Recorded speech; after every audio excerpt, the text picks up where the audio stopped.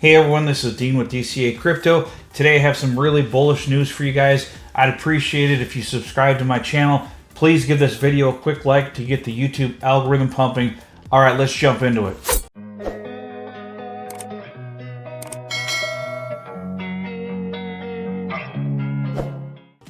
All right, so the SEC dropped its claims against the Ripple Labs executives. Most of you have heard about this already. Wanted to give you my thoughts on it.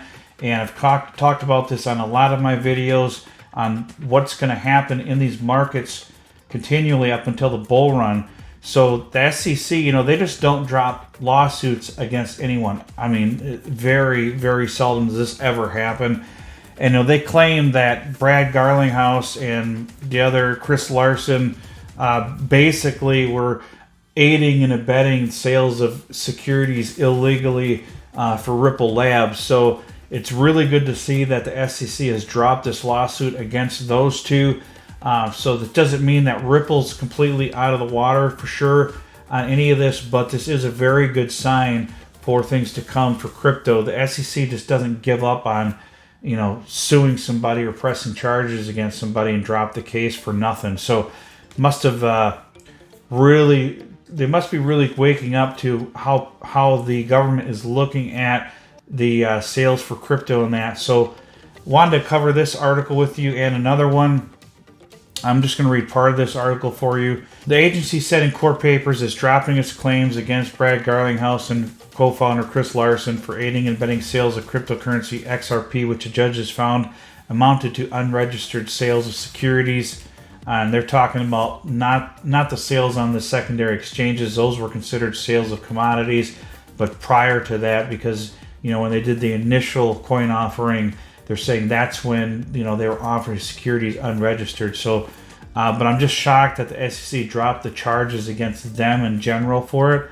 Garlinghouse and Larson, who have harshly criticized the SEC throughout the case, issued lengthy statements accusing the agency of its political agenda and, in Larson's words, to suffocate crypto in America instead of reviewing stuff. They've been taking action by enforcement, which is absolutely ridiculous. And they're basically saying, their claims that they're basically saying that they're considering crypto security, but there is nothing out there that actually has declared crypto a security, especially sales on an exchange, because there's no contract between the buyer and the seller on an exchange as far as guaranteeing profit or anything like that.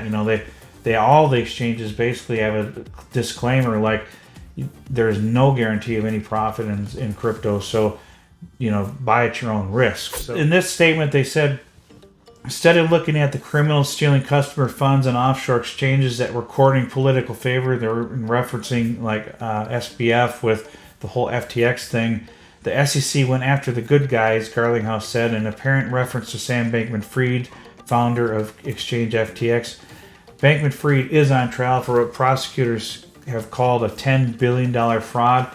And that is, hopefully that guy ends up, I don't want to say anything bad about anything, but it really looks like they were investing a lot of customers' funds, buying properties, and just doing absolutely careless and ridiculous things with it, and then stuffing money into our stupid, crooked politicians' pockets for their campaign funds. So really, in my opinion, they need to make it illegal for any corporation to donate to campaigns, period, ever again.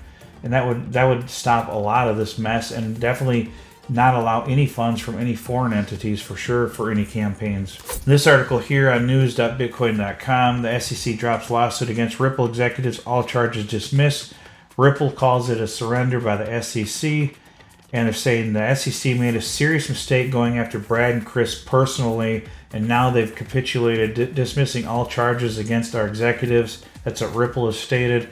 This is not a settlement. This is a surrender by the SEC. Chris Larson and Garlinghouse said that it's now stipulated and agreed that claims alleged by plaintiff Securities and Exchange Commissions against the defendants Garlinghouse and Christian A. Larson are hereby dismissed in their entirety with prejudice and without cost or fees to either party. So the SEC and Ripple intend to meet and confer on a potential briefing schedule with respect to the pending issue in the case, what remedies are proper against Ripple for its Section 5 violations with respect to its institutional sales of XRP. Like I said, those are what was considered illegal, and the SEC requested the court on November 9th to propose such schedule to this court if the parties cannot agree to seek a briefing schedule from the court on a contested basis. So that's 3 consecutive wins for the Ripple, including the May 13th decision ruling as a matter that the XRP is not a security when sold on secondary exchanges. So 3 big wins for Ripple and the executives of Ripple. So this is really good news for crypto. As I've talked about before, a lot of these things are going to come out into play, into fruition, hopefully before the bull run, to create a better environment for the bull run to happen. With all of these wins that the Ripple and the executives are getting, it's very positive for crypto in general. And I think XRP will do fairly well in the upcoming bull run just because of this news and being the only crypto that's technically been declared a commodity by at least one judge in secondary sales and exchanges. So keep that in mind as we get into the upcoming bull run. I think a lot of things like this are going to come into play, along with the Bitcoin ETFs and possibly the Ethereum ETFs as well, if those come into play. But I think the Bitcoin ones will probably get approved early next year, getting ready right before the Bitcoin halving. So all this is setting up to hopefully look like a big bull run coming for crypto. And if the ETFs do get approved, which I'm pretty confident they will, right now they're thinking somewhere between 75 and 90% chance that they'll get approved. But if they all get approved, it's going to be very bullish for crypto in general and Bitcoin in general. And when Bitcoin takes off because of that, you're going to see the rest of the crypto markets follow, because Bitcoin is pretty much the precursor for the bull run. And when it takes off, it takes a lot of coins with it. So hopefully we see some positive things over the next several months with crypto. That doesn't mean we won't have some bad things come out and bad things happen and get a few crashes before the halving, because that is probably a likelihood that that'll happen. But keep in mind that a lot of this is just going to be FUD and stuff to drive prices down before the ETFs get approved so they can accumulate more. It's called the accumulation phase for a reason. So keep that in mind, guys. None of this is financial advice on my channel. Don't hold me to any of this. I'm just telling you my opinion on things and what I think could happen. I don't have a crystal ball, and I'm not a financial advisor. I can't predict the future or predict the markets by any means. There's a black swan event that could possibly happen at any time. We've got the war with Israel going on, and we still have Ukraine war and stuff like that. So you just don't know how these external factors are going to affect the markets. So keep that in mind. Just be smart with your investments. Do what you think is best for you and your portfolios.